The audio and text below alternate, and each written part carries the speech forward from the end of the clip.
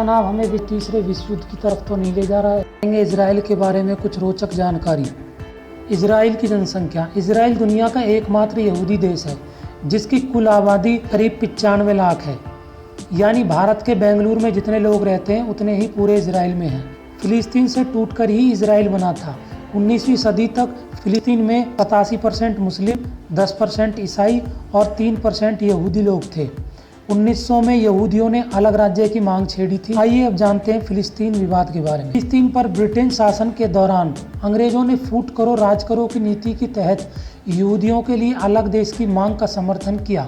1948 में फिलिस्तीन के बंटवारे के साथ इजराइल का जन्म हुआ, लेकिन इजराइल और फिलिस्तीन का विवाद आज तक खत्म नहीं हुआ है। भारत के साथ इसके संबंध कैसे हैं? इजराइल दुनिया का 100वां सबसे छोटा देश है। अमेरिका के कैलिफोर्निया में इजराइल जैसे 19 देश एक साथ समा सकते हैं। इजराइल में इस समय करीब 74% आबादी यहूदियों की है। गैर यहूदी में ज़्यादातर अरब मूल के लोग हैं। भारत में यहूदी आबादी करीब 6000 है। ज़्यादातर यहूदी महाराष्ट्र, बंगाल, उत्तर पूर्व के राज्यों में ही रहते हैं। आइए जानते हैं नागरिकता के बारे में। दुनिया में यही एक ऐसा देश है जहाँ बच्चे के जन्म लेते ही इजराइल की नागरिकता मिल जाती है, भले ही बच्चे का जन्म किसी भी देश में क्यों न हुआ हो। दूसरी छूट यह है कि यहूदी चाहे जिस भी देश में हो, वो चाहे जब चाहे इजराइल में आकर बस सकते हैं।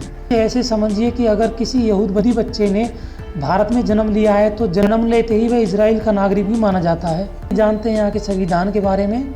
इजराइल है तो दुनिया का लोकतांत्रिक देश, लेकिन वहाँ ब्रिटेन और न्यूजीलैंड की तरह लिखित संविधान नहीं है। परंपरा सुविधा के हिसाब से नियम बनते और बदलते हैं। ये जानते हैं यहाँ की भाषा के बारे में।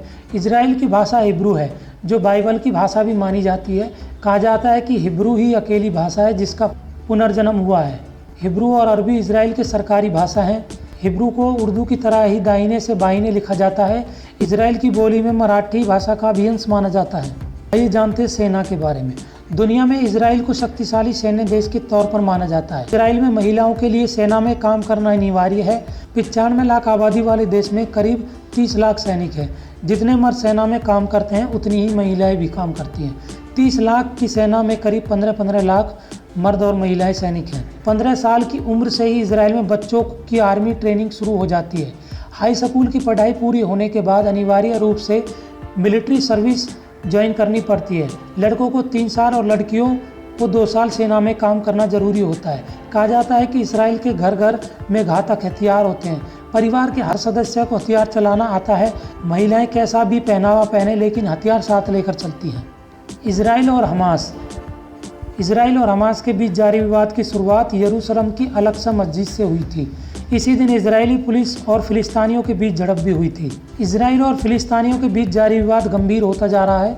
जो आग यरूशलेम के अल-अक्सा मस्जिद में लगनी शुरू हुई थी वो गाजा तक पहुंच गई है, जिसके बाद फिलिस्तीनियों के हथियारबंद इस्लामिक चरमपंथी संगठन हमास ने भी इजराइल की ओर रॉकेट दागने शुरू कर दिए।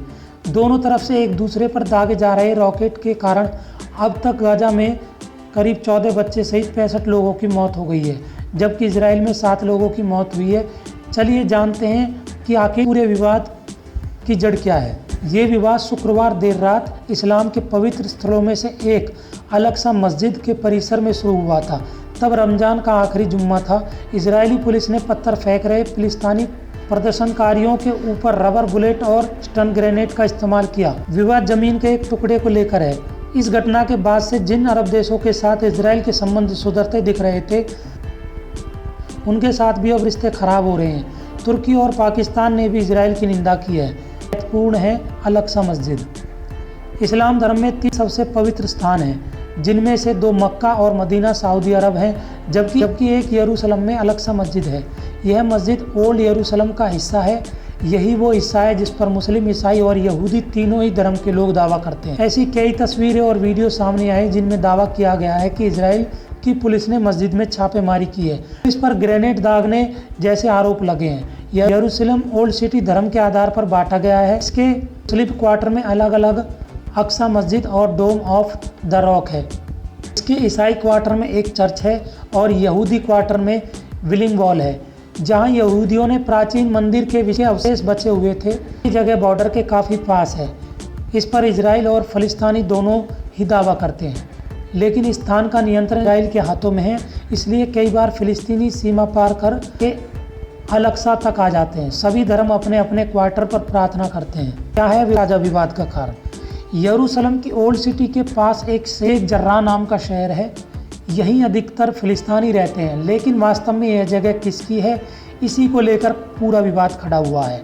कई दशकों से इजराइल के सुप्रीम कोर्ट में इस पर एक केस भी चल रहा है, जिसमें कोर्ट ने हाल ही में कहा है कि जो भी फिलिस्तीनी यहाँ रहते हैं उन्हें यहाँ से हटाया जाएगा और इजराइल को बसाया जाएगा। इससे फिलिस्तीनी और अन्य मुस्लिम देशों में गुस्सा है। ऐसे में रमज़ान के महीने में फिलिस्तीन के लोग नमाज पढ़ने के लिए अल-अक्सा मस्जिद में आए थे। इनमें कुछ ऐसे लोग भी शामिल थे जो इजराइल को संदेश देना चाहते हैं। ऐसी रिपोर्ट भी आई है कि भीड़ में शामिल लोगों ने इजराइल पुलिस पर पत्थर फेंके हैं, पटाखों का इस्तेमाल किया है और पुलिस को चुनौती दी, जिसके बाद इजराइली पुलिस ने मस्जिद में जाकर कार्रवाई की, जिसके तहत कई लोगों को गिरफ्तार किया गया। जिसके बाद यह विवाद तेजी से बढ़ता गया। इसके बाद फिर हमास ने भी रॉकेट दागने शुरू कर दिए। रॉकेट दागने का यह सिलसिला अब भी जारी है। गाजा पट्टी और इजराइल के बीच जारी रॉकेट हमले में अब तक गाजा में 14 बच्चे समेत 65 लोगों की मौत हो गई है। वहीं इजराइल में भी 7 लोग मारे गए हैं। हमास के आतंकियों ने इजराइल पर एक बार फिर दर्जनों रॉकेट दागे हैं। इससे पहले इजराइल द्वारा की गई एक एयर स्ट्राइक में हमास के कई वरिष्ठ कमांडर मारे गए हैं और गाजा पट्टी में एक बहुमंजिला इमारत धराशायी हो गई है। रिपोर्ट में बताया गया है कि दक्षिणी इजराइल में कई लोकेशन रॉकेट की चपेट में आए। सोमवार से शुरू हुई दोनों पक्षों के बीच की झड़प को लेकर संयुक्त राष्ट्र ने कहा है कि ये युद्ध की शक्ल भी ले सकता है।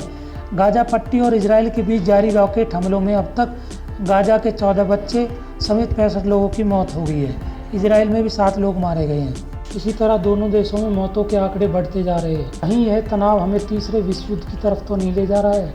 अगर ऐसा है तो ये हमारे लिए बहुत ही चिंता की बात है और ये एक सोचने का विषय है। सबसे जल्द इस समस्या का समाधान होना चाहिए, क्योंकि दुनिया के सारे मुस्लिम देश इजराइल के खिलाफ खड़े हो गए हैं। जगह इन लोगों का प्रदर्शन देखने को मिल रहा है। अगर आपको हमारी वीडियो पसंद आई है तो प्लीज़ हमारे चैनल को सब्सक्राइब करें और वीडियो को लाइक करें और इस पर कमेंट करें। अपने दोस्तों तक जानकारी पहुंचाने के लिए वीडियो को ज़्यादा से ज़्यादा शेयर करें। जल्दी हम नई वीडियो के साथ हाजिर होंगे। तब तक के लिए बाय बाय।